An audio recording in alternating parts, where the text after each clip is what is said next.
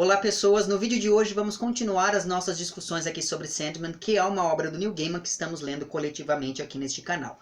Para você aí que caiu de paraquedas neste vídeo, eu sugiro que assista aos anteriores dentro desse projeto. Eu vou deixar uma playlist linkada lá embaixo, onde você encontra esses vídeos, porque como nós já estamos em um ponto avançado da narrativa, pode ser que assim você consiga se inteirar melhor dessa nossa discussão, porque hoje trataremos de Vidas Breves, que é um arco que se estende do volume 41 ao volume 49 e que trata basicamente da busca do sonho e da delírio pelo irmão perdido, que é Destruição. Isso porque desde o início da nossa aventura aqui com Sandman, nós já sabíamos que um desses perpétuos, um desses irmãos aí, acabou abdicando de suas funções e se afastando da família. E agora, essa questão familiar, digamos, ganha a devida atenção em um arco que, novamente, se dedica muito mais a mostrar esses perpétuos como uma família nada unida, mas ainda assim uma família, e não apenas como entidades mitológicas com poderes e coisas do tipo. E graças a isso, então, este é mais um dentre aqueles arcos que aprofundam e expandem o processo de humanização desses perpétuos que vem acontecendo desde o primeiro arco de Sandman, que é algo que eu sempre venho, enfim, ressaltando para vocês conforme nós avançamos nessas nossas discussões. Pois bem, 300 anos se passaram então desde a fuga de Destruição, quando Delírio, que é a mais nova dentre os perpétuos, coloca na cabeça que quer reencontrar este seu irmão foragido, porque afinal de contas Destruição era o perpétuo que mais entendia o modo como Delírio via as coisas, e mais do que isso, ele foi o único apto a ajudá-la em um momento em que ela precisou passar por uma mudança no passado. Porque aqui nós ficamos sabendo que antes Delírio era conhecida como Deleite. Então, graças a uma intervenção deste irmão mais velho, que é a Destruição, é que essa personagem conseguiu de fato empreender essa mudança que era tão necessária para ela em um dado momento de seu passado. Isso acaba já mostrando uma questão importante sobre este perpétuo, que é a Destruição, que será então o foco da narrativa aqui de Vidas Breves. Porque graças a essa pequena explicação sobre o passado de Delírio, já fica claro que a destruição implica em um processo de mudança, porque afinal de contas nada de novo surge enquanto algo antigo não for devidamente destruído. Então veja que aqui, e isso é uma coisa muito própria, por exemplo, de algumas mitologias orientais, como por exemplo, sei lá, o hinduísmo tem muito disso, né? Quando você pega lá a figura de Shiva, ele é o deus destruidor, mas é uma destruição necessária para que algo novo aconteça. Então, aqui, o processo de destruição não é algo necessariamente negativo, porque a destruição traz mudança, e mudança sempre pode trazer alguma coisa de positivo, não é verdade? Muito bem, tendo essa motivação em mente, Delírio vai em busca de seus outros irmãos para ver se alguém está ali disposto a ajudá-la nessa sua caçada por destruição. A primeira pessoa com quem Delírio vai falar é com Desejo. E como Desejo é uma figura absolutamente egocêntrica, ela não dá muita bola para aquilo que a irmã mais nova está falando, e por conta disso Delírio vai falar com Desespero, que é a irmã gêmea de Desejo. E Desespero, apesar de também ser muito próxima de Destruição, ela também não está disposta a ajudar Delírio nessa sua busca. E depois dessa conversa entre ambas, Desespero, a gente acaba, enfim, entrando em uma espécie de flashback ali de Desespero, né? Ela volta a algum tempo anterior a esta narrativa aqui de Sandman, para o momento em que Desespero e Destruição estavam trabalhando juntos durante o período da peste negra que assolou a Inglaterra. E daí o que acontece? Durante este diálogo que nós acompanhamos aqui neste momento de flashback, Destruição defende que as coisas estão sempre em um constante processo de mudança, enquanto Desespero diz que existem algumas coisas que são imutáveis. E daí, neste momento, é dito o seguinte: quem está dizendo isso é Desespero. Algumas coisas são imutáveis. As pessoas amam e morrem, sonham, destroem, desesperam, se enlouquecem, cumprem os seus destinos, seguem o curso de suas próprias vidas. Nós, os perpétuos, cumprimos nossa função, assim como os humanos a deles. Então, e aí ela termina dizendo, e isso não mudará. Então veja que aqui você tem uma oposição muito clara entre esse posicionamento de desespero, dizendo que algumas coisas não mudarão nunca, e um posicionamento absolutamente contrário, que é o de destruição, dizendo, olha, as coisas, queira você ou não, estão em processo de mudança constante. Pois bem, enquanto isso, no sonhar, o Morpheus está ali todo dramático, porque ele acabou mais um de seus inúmeros relacionamentos, e como ele é a epítome da infantilidade e de um romantismo digno de um Byron ou de um Werther, ele está fazendo cair uma chuva torrencial no sonhar, porque vocês sabem que o sonho é essa figura dramática,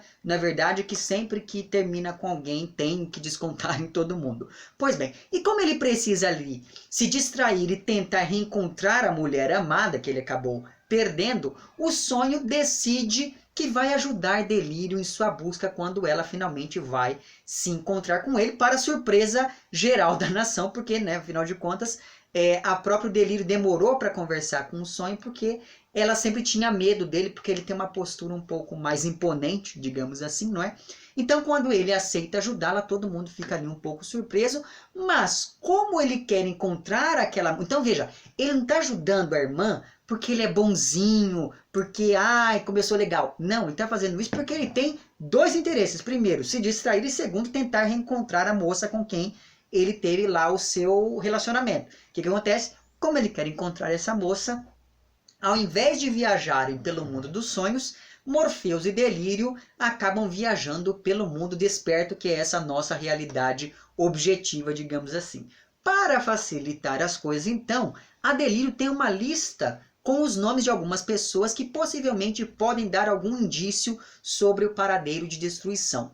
O problema é que todas essas pessoas acabam sendo negativamente afetadas por esta busca de sonho e delírio. Porque, por exemplo, você tem nessa lista o nome de um advogado, esse advogado acaba morrendo, você tem ali uma moça que tem a sua casa destruída, você tem uma outra moça que tem o seu local de trabalho destruído, você tem uma figura ali que parece o chefe de uma tribo de índios, ou alguma coisa do tipo.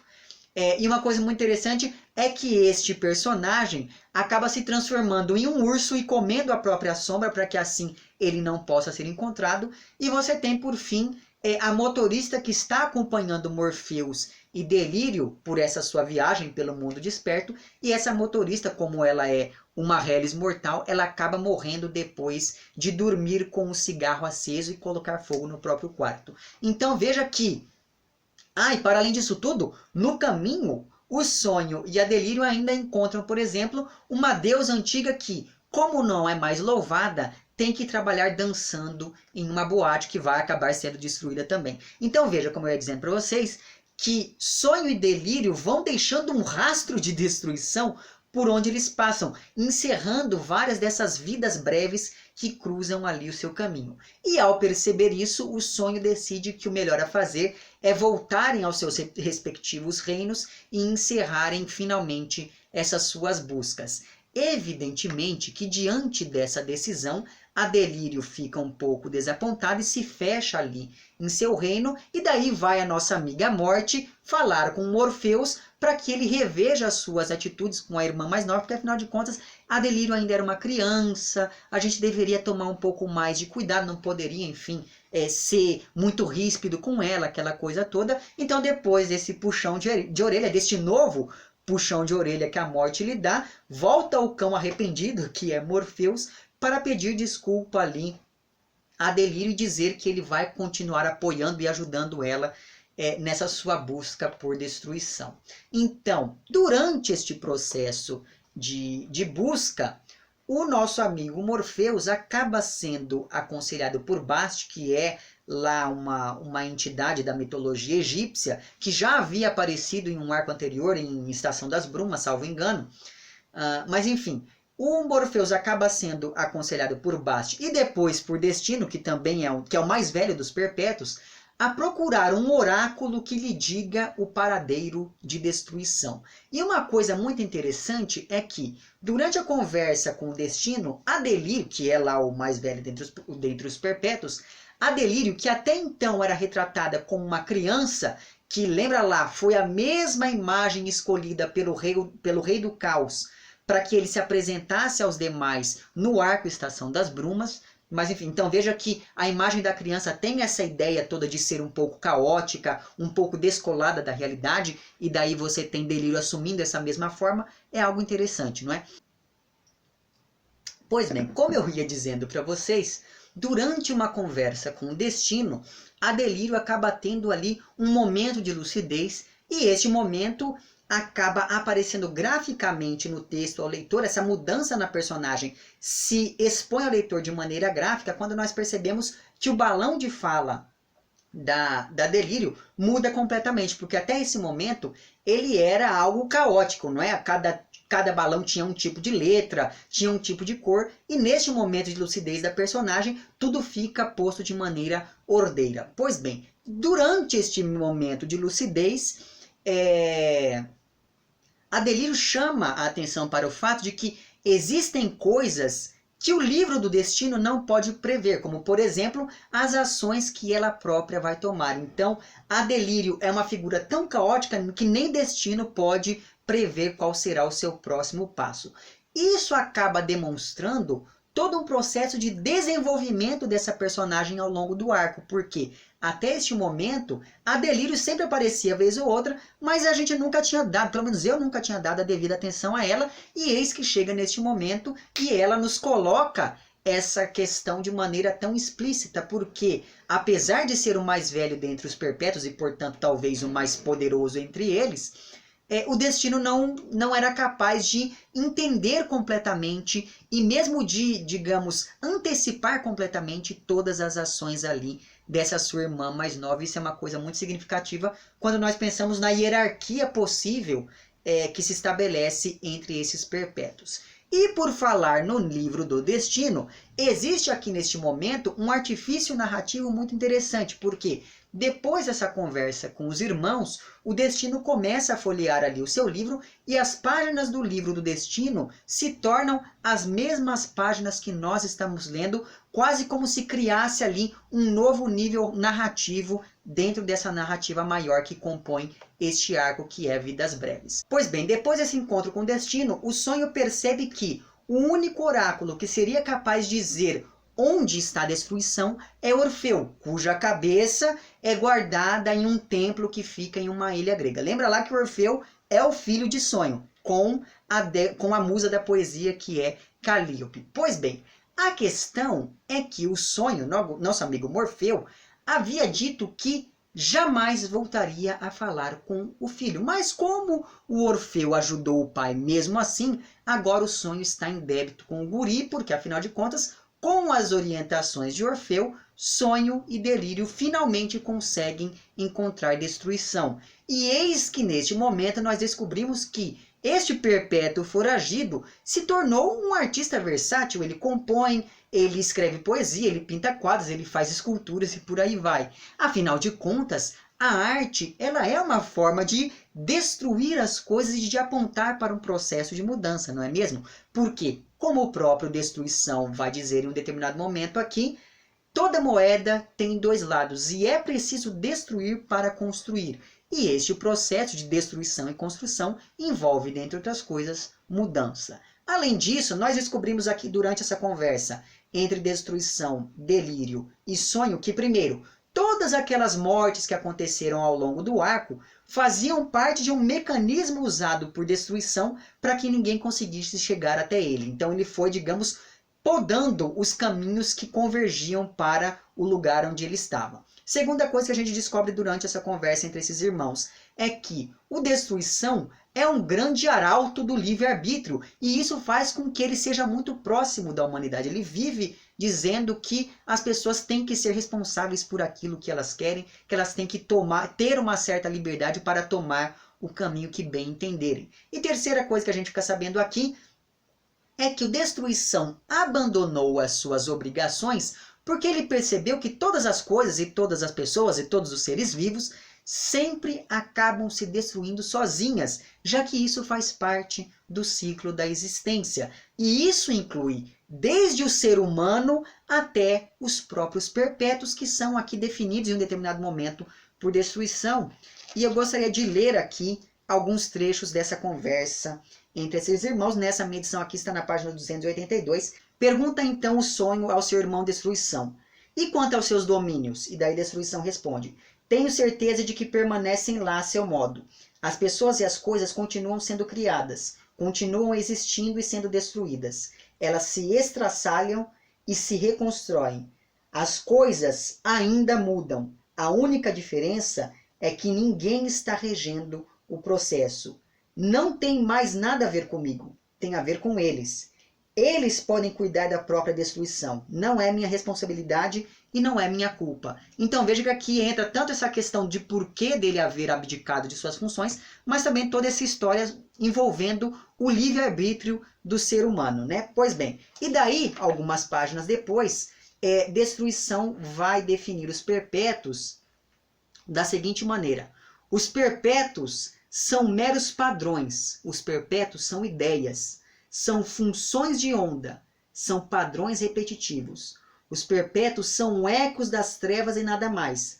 Nós não temos o direito de brincar com a vida dos seres humanos, ordenar os seus sonhos e os seus desejos. E até mesmo a nossa existência é breve e delimitada. Nenhum de nós vai durar mais do que esta versão do universo. Então veja que aqui, para além de toda essa história de que nós devemos deixar os seres humanos responsáveis por sua própria existência, o Destruição está dizendo: olha, por mais que nós duremos mais do que o ser humano, ainda assim a gente só dura durante o processo de existência, durante o período de existência deste universo possível. Quando este universo acabar, nós também acabaremos. Então aqui, veja que, lembrando daquele processo de humanização dos perpétuos, este me parece que é o ponto fulcral para o qual convergem todas as discussões anteriores, porque aqui você percebe, esses personagens são tão parecidos conosco que eles também vão acabar um dia. Mas enfim, essa questão do livre-arbítrio do ser humano e o fato de ter ali abandonado o seu posto acabaram, pelo menos segundo a minha leitura, aproximando Destruição do Lúcifer. Por quê? Lá em Estação das Brumas, eu não sei se você se lembra disso, mas Lúcifer, ele abdicou de suas funções também, porque afinal de contas ele queria ter o seu próprio livre-arbítrio e não queria ser responsabilizado pelas maldades cometidas pelo ser humano, não é verdade? E tal qual o Lúcifer, nosso amigo Destruição aqui, ele vai abdicar totalmente de suas funções e vai inclusive se recusar a voltar. A única coisa que ele vai deixar para trás nesse seu novo processo de viagem, né, e nessa nova mudança que decorre dessa viagem que ele fará, é um cachorro que acaba dando de presente para a irmã mais nova, que é ali a Delírio. Pois bem, resolvida essa questão, o sonho vai finalmente pagar a dívida que contraiu com Orfeu. E como forma de agradecimento pela ajuda para encontrar ali Destruição, o sonho acaba tendo de matar o próprio filho, o que, imagino eu, terá consequências catastróficas, já que lá em Casa de Bonecas, que é o segundo arco desta série aqui, em Casa de Bonecas foi estabelecido que um perpétuo não poderia nunca, jamais derramar sangue de outros membros da família. Então, uma vez que Morfeu matou o próprio filho, imagino eu que as consequências para esse ato não serão das melhores, não sei, enfim, são cenas dos próximos capítulos, não é verdade? Pois bem, lembra lá, né, vale a pena ressaltar isso, que o Orfeu não podia morrer de maneiras naturais porque ele foi vivo para o mundo dos mortos, né, para tentar encontrar ali com Eurídice, mas isso acabou não dando muito certo. Tanto é assim que mesmo depois de ter sido atacado lá pelas fúrias, o Orfeu continuou vivo. Então, o pai teve de ir e matar o filho para que ele pudesse finalmente descansar. Então, depois de matar o Orfeu, o sonho volta ao seu reino e está meio melancólico. Ele está ali agradecendo todo mundo pelos serviços prestados, como se ele estivesse se despedindo daquele pessoal todo.